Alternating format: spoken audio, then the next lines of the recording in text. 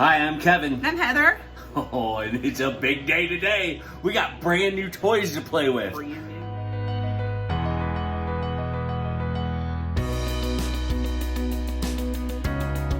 And toys in our house are things that we can cook food with. Yeah, like pretty much. Pretty much like a brand new KitchenAid mixers, like it's a seed food mill, strainer, like right? a seed mill. So like a seed only. We had a manual seed mill, and you've seen one of us. We've seen a video that Yeah. we did with that. I did. Well, right? We did mulberries. I did mulberries. Right? I think I did something. Oh, I did. I think I did apple butter with it too. I don't know if I did a video on that. But this time, I'm struggling here today. I'm trying to keep my hair out of my face because nobody. I was on a roll too, man. Nobody That's wants. gonna be good. Nobody wants hairy jam. So This is All right. true. This is true. As much as we All right, love here we you, go. Now I'm we back. don't. Okay. No hairy jam. We're back. Um, So you're going to use your brand new food mill to make mixed berry preserves. Yes. And oh, it's going to be so and good. it is super simple. Yeah. It's super simple. So we had It's the a hand two crank ingredients. one. We had hand crank, right? We did, and I loved it. And My it worked aunt gave great. it to me. It was great. The only problem with it was made for non-beveled countertops and tables. Right. So if you had a beveled countertop, it wouldn't clamp Slip down, off. and No. it kept slipping off. So, and I did love that one. It's awesome, and I would use it again, like if the power went out. But I'm getting old, and Yeah. I don't want to do this all times. We are going to show you the KitchenAid way, Yes. right? Yes. And so Heather's bringing out her KitchenAid mixer, which, let's be honest, she loves her KitchenAid Oh my gosh, mixer yeah. for anything. That's the one thing, like if you're going to splurge big on something, like I'm not about the Instapot. I don't want to need a fancy crock pot, though. The Instapot, I have a It's friend. becoming more interesting to her. My friend Andrea makes yogurt Huh? in hers, Mm. and I'm like, Yogurt out of the Instapot. yes. Anyway, that's Anywho, if back you're to the going KitchenAid something mixer. that is a multitasker. I'm not big on unitaskers. I don't like, I'm not going to have like the air pop popcorn popper because it only does one thing. Today, Yeah. it's all about the fruit preserves, right? Yes. All right, so I guess technically, I think it's still jam, even though I'm taking the seeds out of it. Maybe it's considered jelly, but I think jelly has more to it. jelly's more jelly-like. You usually put pectin in it, and this doesn't have anything. Right. So No pectin in no this? pectin in this. It's Oh. got two ingredients in it: berries and sugar, and that's it. Interesting. All right, guys, well, enjoy this video because we're both going to learn a lot. So, it comes with instructions. Like, always follow these, because if you don't, you're going to mess something up. But this shows you how to put it all together. All right, so you might be asking yourself, why go to all the trouble of doing this, making your own preserves? The biggest reason is because you know what goes in it. If you're very conscious about the preservatives that they use in your grocery store items, you're gonna know what goes in it. It's fruit and just a few other ingredients that Heather will go over with you because I don't know how to cook. I am using frozen berries because it is not berry season around here. In fact, it won't be for a very, very long time. What I did is I thawed them out a little bit, and we're just going to put them in here.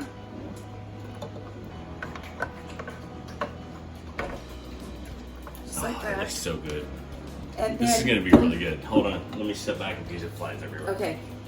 This recipe is super simple. It is 4 pounds of berries and 8 cups of sugar. Now that sounds like a lot of sugar, and it is a lot of sugar, but when you have mixed berries, a lot of times it can be a lot tartar. If I was doing blueberry jam, I wouldn't use nearly as much sugar in it. But because it's the mixed berry, it's kind of tart. But So- also think about the store-bought stuff. You've got high fructose corn syrup in it, yeah. and you've got, you could also, if you want to be really health conscious, you could substitute Splenda with this, right? You could substitute honey. I've done it with honey before. So we are going to turn it, start it out low, and then we're gonna, the highest you want to do it is like a 4. So we're gonna start squishing our berries down in there. I've got it on like a 2 right now. There we go. Oh, it's dripping. And you can start seeing some of that juice come out. Oh, Good. And the stuff that's coming out the end there, we're gonna actually give to our chickens. So they'll really like that. Like all of the seeds and that kind of stuff.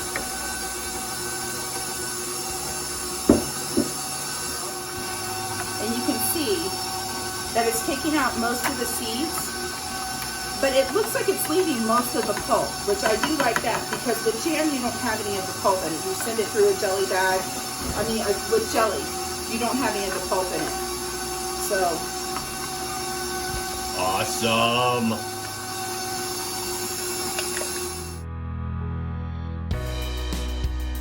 All right, so little tidbit. This here, that the pulp that I'm getting and the seeds and stuff, don't run it through again. I was watching a lady who said that she did that with this thing and it actually broke it. That it's too, the holes are too small and it gets so compacted that once you run it through once, you're good. That's all Don't you need. do it again. And so like I said, we're gonna give this to our chickens because they're gonna love this. So Mr. Max here went outside and he found, show it. He found this. We have our first egg. Our chickens aren't slackers anymore. It's little though. It's itty bitty. This isn't gonna make like an egg sandwich or anything. It might be an appetizer. Oh. So that's it.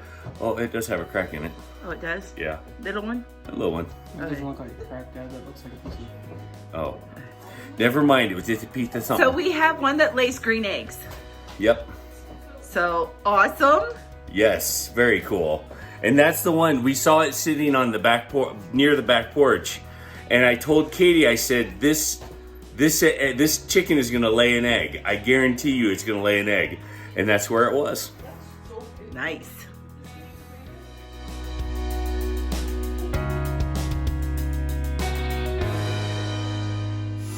There's a different angle on it, so you can see the KitchenAid is connected to this, and Heather can make the controls better from over there. So if she stands behind it, she has more control. We are going to take our squished berries. Pulp? Is that what you call Yeah, it? the pulp and the juice. And there is, I mean, there are still like a few seeds in it, but not to the extent that there was, you know, if I had just done them the way that they were. It may have a little bit, but not. If you don't want to season it, could they use like... You would use a jelly bag. Or what's that other stuff called? The sackcloth or... I would use a jelly bag because it's a fine mesh, but it's not a towel. What's that other thing? It's flour sackcloth? No, that's the ones that you used for your My chicken broth. stock? It's flour sackcloth. Oh, I'm and sorry. you can buy them on Amazon, like a 12-pack of them, and it's awesome. Okay. But I wouldn't use it necessarily for this. Okay. I would use a jelly bag, which has a real like fine strain to it. How many scoops of sugar? 8. So 4 pounds of berries minus the seeds and stuff. And then we'll do 1, 2, 30, 4, 5, and 6, 7, and 8. That's a lot of sugar. It is a lot of sugar, but we're not eating it by the poundful. We're going to No. put it on bread and stuff. yeah. And so what we're going to do is you're going to cook this. So what you're going to what's kind of going to do is start a little bit of kind of like if you're making candy, your sugar will help thicken everything up, and then you'll melt it down and everything, and then we'll jar it. Because like once you mix it in, you can see it's starting to break up and stuff like that. But and like I said, those mixed berries, they can be super tart. They really can. So if you don't want to use this much sugar, just play with the recipe a little bit, taste it, see how it tastes. Yeah. If it's not sweet enough, add a little bit more in. We like our sweet. Yeah, and it might take it, if you don't add as much sugar in it, it might take it a little more time to stiffen up. Your blueberries and your blackberries have natural pectin in it. Pectin is what makes your jams and jellies thick. And so when you make like a mixed berry jam, you may not have to add pectin into it. You can buy store-bought pectin, you can buy fruit pectin, you can get it from Ball Canning, you can get it from Amazon. But you have to be careful sometimes because pectin adds more sugar into your stuff. So now your strawberries, like my strawberry jam, when I make it, if I want it thick, I'll actually grate up a green apple and put it in because the peel has a whole lot of pectin in it. On high heat, and excuse me. You said high heat? High heat. Okay. And we're gonna let it cook till it starts boiling.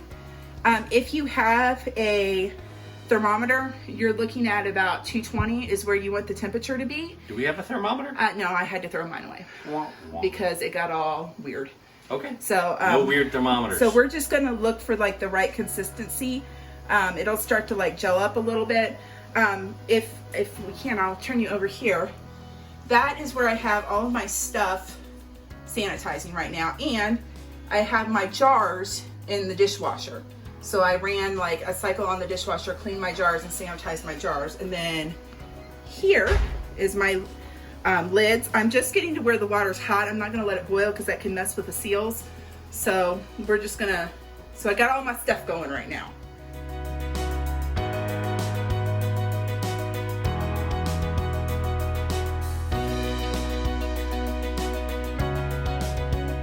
I don't know if you can see it, but this right here, this is what your grandmother used to wear an apron, because I just had it splatter all over me and it keeps my clothes clean. All right, so as you can see, it's starting to get a little foamy.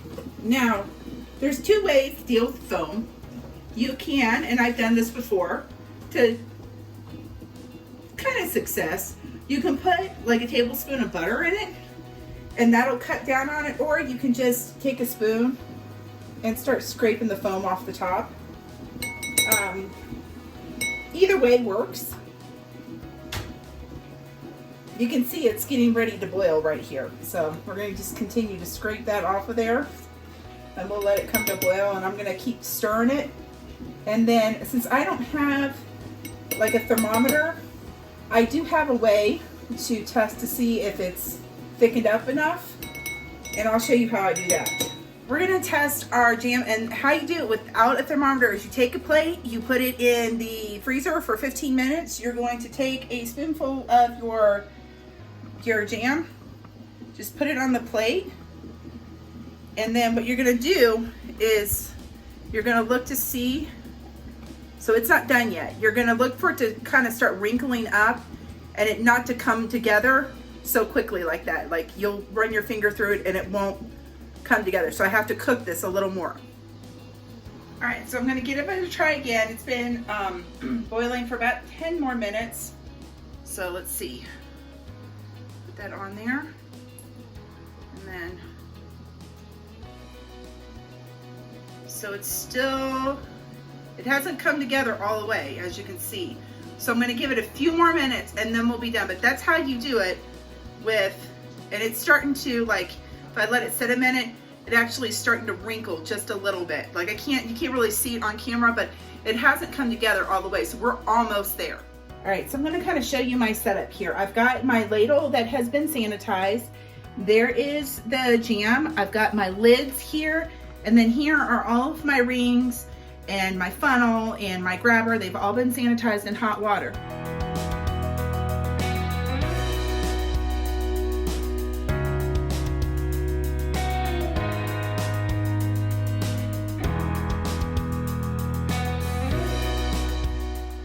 We are going to take our jars now and we're going to put them in our water bath.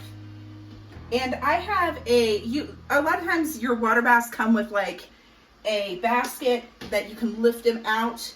I don't have that. I just have a rack down in the bottom to keep them. You don't want to put them straight onto the bottom of the pan because they'll rattle around and they have a tendency that they could break. So if you have some sort of rack, or you can even take the canning lids and line those down there and then set your jars on top of those. So we're going to put these in here, and then what you're going to want to do is make sure that your jars are covered by about an inch of water. And then you're going to process these. These are pint jars, and I'm going to process these for about 20 minutes, 20 to 25. If you're doing 1/2 pint jars, you only have to do for about 15. But what you're gonna do is you're gonna bring this up to a boil and then turn it to like medium high heat and let it go for 20 to 25 minutes if it's pint jars, 15 minutes if it's 1/2 pint jars.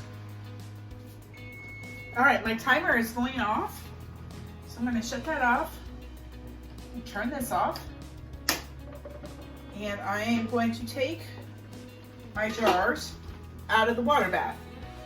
Now, again, you want to put hot jars on a cold countertop.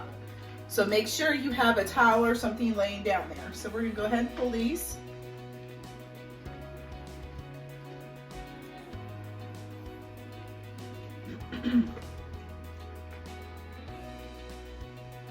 Put them on our towel. So I got about 4 pint jars out of that batch that I did. Now most people aren't gonna put theirs in pint jars. They're probably gonna do 1/2 pint jars. Just for the size of my family, that's why I did pint jars. We can go through a pint of jam pretty quickly. So, and I had one little jar here. If you look at him, he's not all the way full. I went ahead and water bathed him with everything else. That jar may not seal, so that one's gonna go in the refrigerator as soon as it cools down. But I just wanted it to be in here with the rest of them to just cook a little more because it will cook a little bit in the heat. But I can already tell one of these is already sealed. And I'll show you a picture. I'll get a picture of it so you can see what they look like. Oh, did you hear that? Did you hear that little pop? That was one of them sealing.